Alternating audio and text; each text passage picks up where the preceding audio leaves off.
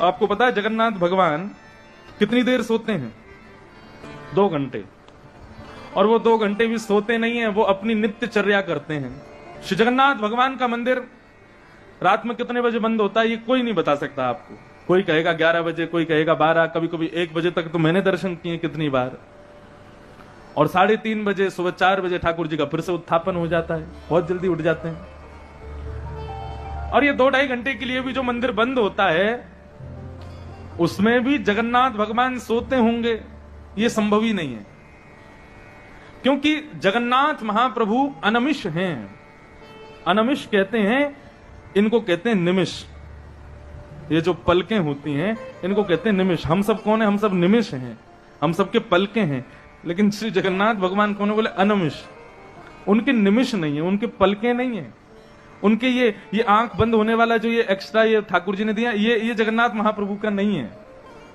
क्यों नहीं है? बोले ताकि मेरे नेत्र सदा सर्वदा खुले रहें और आगे आने वाले प्रत्येक भक्त को मैं देख सकूं, इसलिए अनमिष हैं श्री जगन्नाथ महाप्रभु। अनमिष बन के बैठे हैं।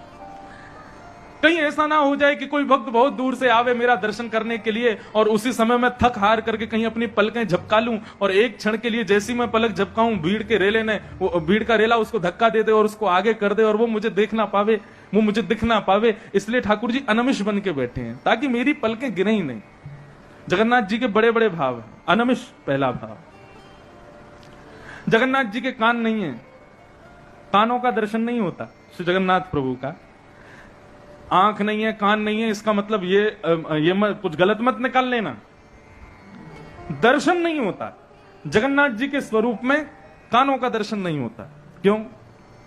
उसके पीछे भाव क्या है?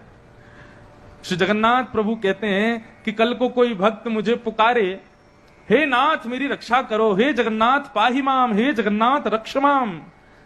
कोई मेरे से रक्षा की प्रार्थना करे, कोई दर्शन की प्रार्थना करे, तो उस पर कृपा करने के लिए जब मैं जाऊं तो कभी कभी हम लोग कहीं को जाते हैं तो 4 लोग राय देने वाले रोक लेते हैं बीच में, हैं? अब हम राहुल केला आ रहे थे तो 5 लोगों ने राय दी। बोले अच्छा राहुल केला जा रहे हो? बोले हाँ। अच्छा वो तो ऐसी जगह है, वहां के लोग तो ऐसे हैं, वहां तो ऐसा है, वहां का मौसम ऐसा है, वहां पर ये है वो है। तो 4-5 लोग पूछते हैं कहाँ जा रहे हो, बता दो, तो फिर राय जरूर देते। अच्छा वहां जा रहे हो, वहां के लोग तो ऐसे हैं। अब कैसे हैं ये तो मैं नहीं बताऊंगा, क्या बताया था ये तो आप प्रूव करके दिखाओ कि आप कैसे हो। बस अभी तक तो सब बढ़िया है, सब अच्छा है। तो श्री जगन्नाथ महाप्रभु जो हैं उन्होंने अपने कानों का दर्शन नहीं कराया। इसका मतलब क्या है? कल को कोई भक्त बुलावे और मैं उसकी रक्षार्थ जाऊं, कल को कोई मुझसे पूछे, बगल में सुभद्रा जी बैठी हैं, बलराम बैठे हैं, पीछे लक्ष्मी बैठी हैं, इतने सारे देवी देवता, मैं कहीं जाने लगूं और ये लोग मुझसे पूछें कहां जा रहे हो, तो मैं कहीं बता दूं कि भाई उस भक्त की रक्षा करने जा रहा हूं, तो फिर मुझे उसके बाद इनकी सुननी नहीं है कि ये कहीं अरे वो जगह अच्छी नहीं, वो भक्त ऐसा नहीं है, वो भक्त आपके लायक नहीं है, वो स्थान आपके लायक नहीं है, कहीं ये लोग मुझे टोके ना। इसलिए जगन्नाथ भगवान ने अपने कान ही नहीं बनाए। जब ठाकुर जी कृपा करने के लिए जाते हैं तो लक्ष्मी कहती है अरे वो स्थान आपके लिए नहीं है, तो ठाकुर जी चले ही जाते हैं।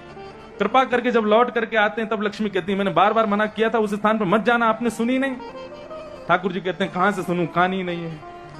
तुमको दिखे कान? मेरे कान हैं तो फिर सुनना पड़ेगा आपको। लेकिन श्री जगन्नाथ महाप्रभु ने कान ही का दर्शन ही नहीं कराया। बोले कि कहीं कोई कल को मुझे रोके ना, कोई टोके ना।